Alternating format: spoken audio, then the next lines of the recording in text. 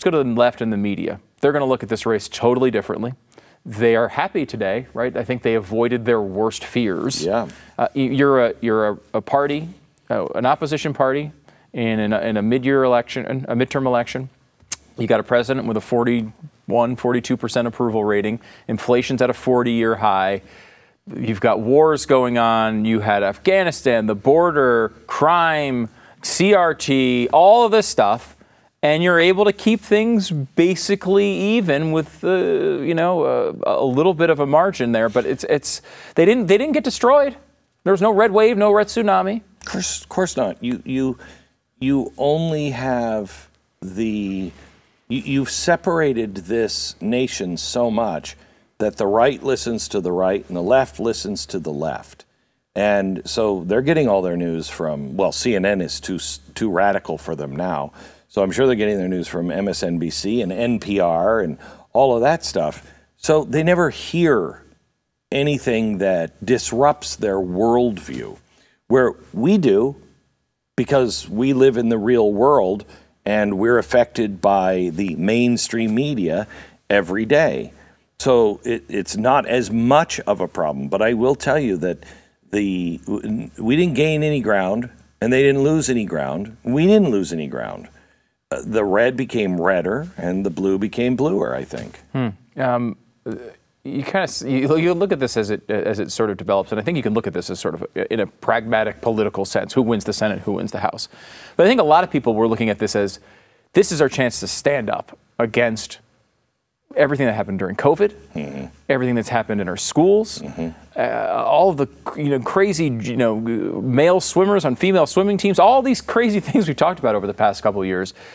There's a thought, I think, among people on the right that there would be a real moment of reckoning to say, hey, this has got to stop. We're going to send a message, give a mandate to the other side to show that we can push back. And I think that's really what's disappointing a lot of people on the right watching this. Is that the right way to look at this? To some degree, but you're self-selecting. People have self-selected where they live, and those who were, really offended by what was going on, they moved, and you also don't have clear leadership. You just don't have clear alternatives, that anybody has been proven except for the governor of Florida. He was proven before COVID. He was not one-trick pony. Yeah. He was good before, and his poll numbers were high. In fact, I think you would know, higher than they were after COVID. Yeah, he's a little, I mean, the COVID thing at some level divided a bunch of Democrats who actually liked DeSantis for the way he was governing, and that became such a divisive issue. They fell away from him during that period. I mean, his approval ratings were still very, very strong. Yeah. But he actually had higher approval ratings before COVID. Yeah. So he's not a one-trick pony. Yeah. And he's consistent. He's decisive, not divisive. Now, some people will say he's divisive. Yeah. But that's only because when somebody is clear on where they're going. They still tell you Mike Lee was divisive. Mike Lee, yeah. I mean, they'll tell you anybody. There's some partisan split that's always going to happen. Correct. But I mean, look, how divisive can a guy be when he's in the classic swing state and wins by 20 points? He's not. He's not. And that's the lesson.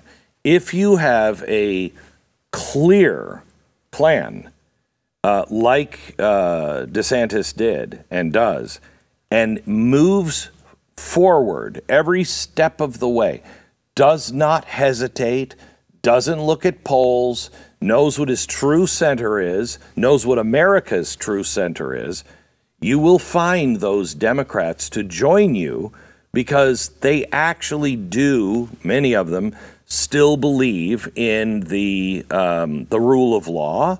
They still believe in individual rights. There are those Democrats out there that still believe that.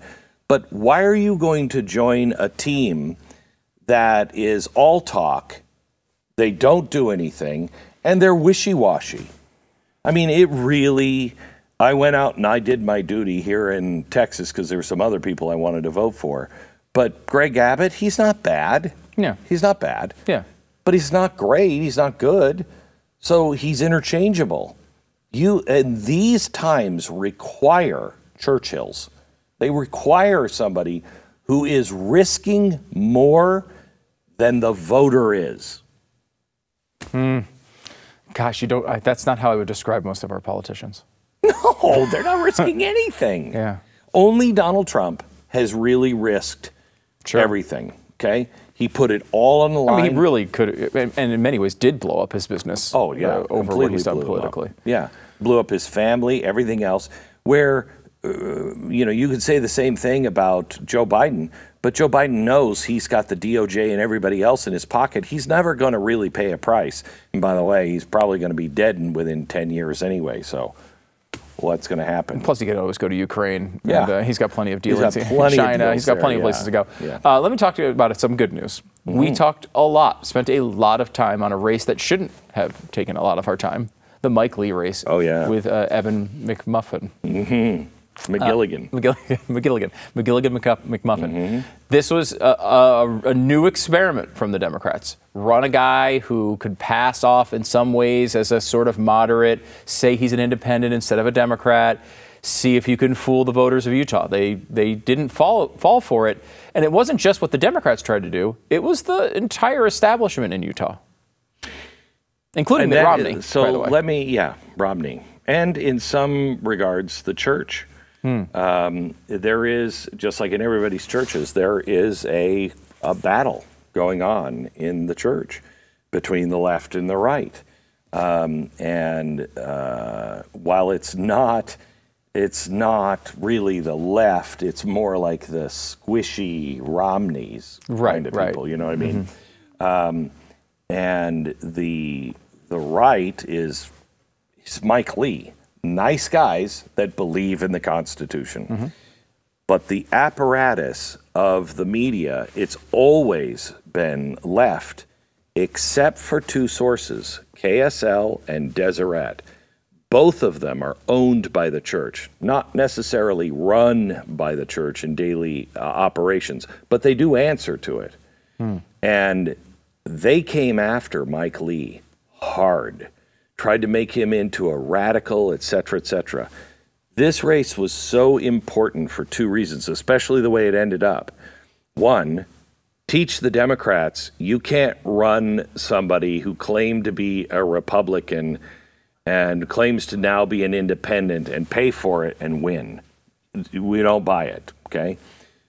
Maybe more importantly, the way that Mike won, with all the polls showing him 5-6 percentage points, ahead, for him to win by almost 20, if not 20, that shows the media and shows to people in the state, you really don't have the power you used to. People are intelligent. They know the Constitution there, as far as they know which one is pulling us towards and away. And they won't stand for it. And they're not hapless dupes. That this is a earthquake in Utah, an earthquake. That's really positive. And I will say, you actually went out for a candidate who wound up winning. I never even thought of that. This never happens. I've actually broken two, because I was for Schmidt too. There you go. Oh my gosh. This does not happen. Wow. This never happens to you. So there are some positive things. There are some positive things, yeah. If you enjoyed this video, hit like and subscribe to our channel so you'll be sure to see similar videos from Blaze TV with the added bonus of signaling YouTube that your voice and opinion still matters. And if you're looking for more great conservative content, check out one of the two videos suggested here.